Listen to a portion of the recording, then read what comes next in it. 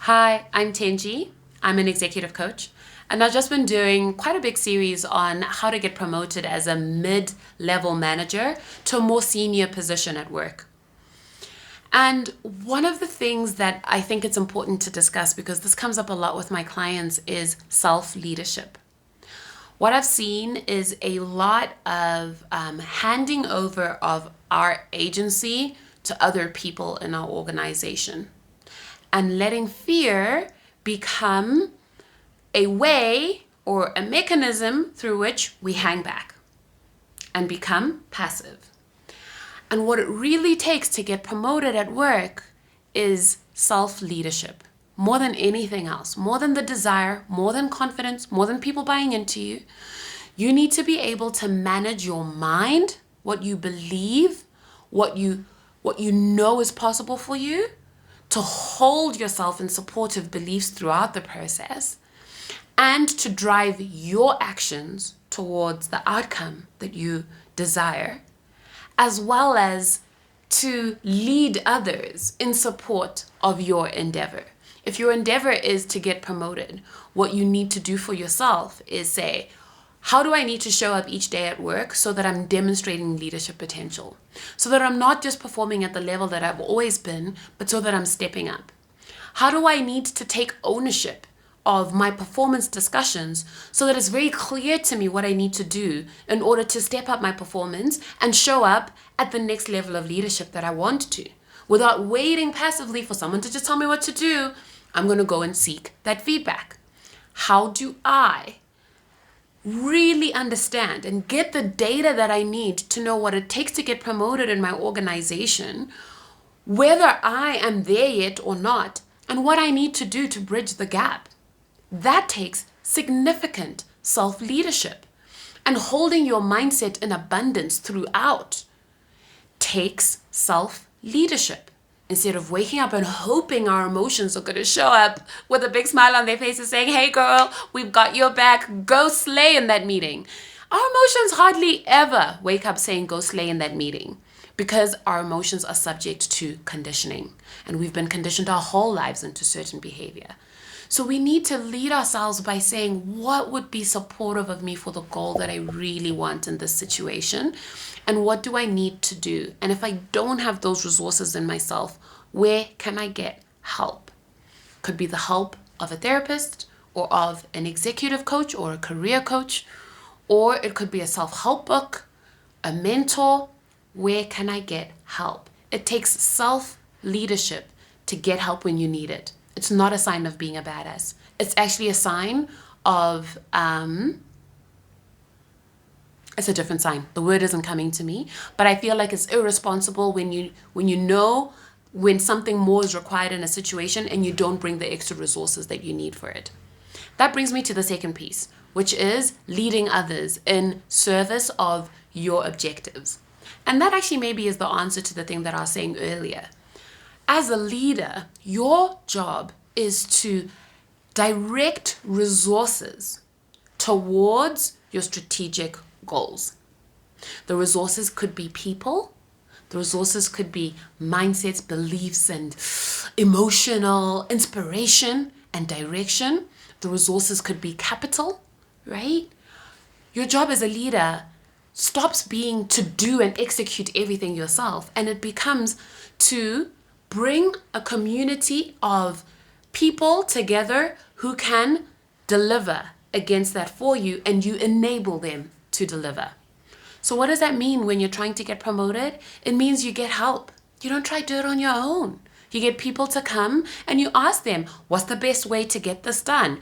Give me advice. And you take their notes, you take action against the notes, and you come back to them with feedback. Hey, the last time we met, this is what you said and this is what I did. Thank you so much for the connection. It helped me in this way. That is self-leading, right? You also say, hi, I would like to get promoted. Hello, these are my goals. Do you support my goals? Am I ready for that goal? You don't shy away from information that can help you to further position yourself, which we often do because maybe we're afraid of the answer, or there isn't a clear forum, or our boss hasn't come and asked, Tenji, what do you want for your career? Please tell me. We if it's not happening for us. Shouldn't go and complain to everyone else about how much our managers don't really care about us.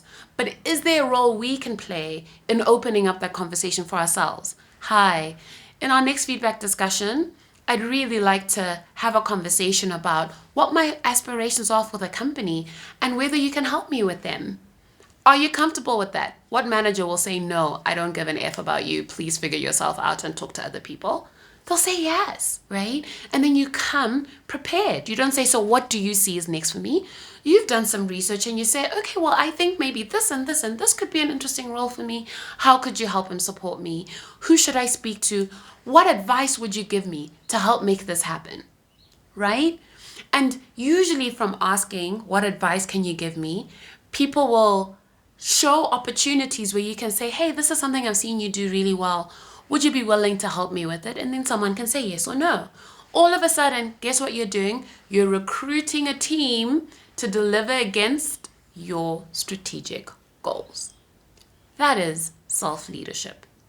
And so what I think it really takes on all of this is destigmatizing some of the language that tends to follow, oh, I'd like to get promoted. I want to raise my hand. And we can feel like it goes against the culture. It's a bit prideful. It's too risky. It is. And we start saying, well, how can I bring to this experience a level of leadership that can help me to get what I'm really hoping for out of my career, instead of hoping that my humility and my fit with the culture and all of these things will just be magically seen by others.